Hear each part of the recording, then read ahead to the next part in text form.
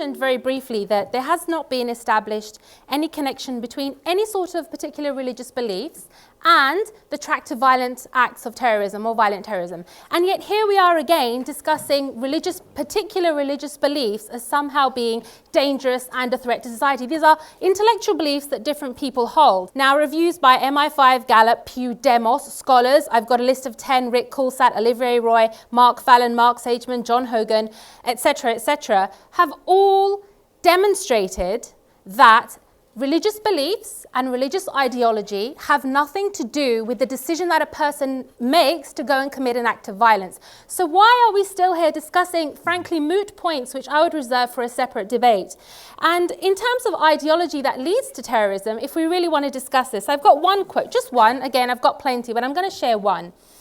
Quote, political liberalism allows the supreme emergency exemption. This exemption allows us to set aside in special circumstances the strict status of civilians that normally prevents their being attacked in war. This was John Rawls, one of the grandfathers of liberalism. Now, Osama bin Laden and many others like him, when they have committed whatever they've committed, how often have they cited a religious verse that says they are allowed to do this? Now, I'm not saying this, researchers are saying this, they don't cite them. Rather, they cite either defensive or retaliationary verses, which are, again, wrong because they don't use them correctly, but also they say that they are imitating the liberal West. They say we are imitating either what the war on terror is doing in Muslim countries or what liberal countries have done in the past through colonialism, World War II, Churchill bombing Dresden with firebombs, killing 20, 30,000 civilians. There's a whole history of this. Every single colonial adventure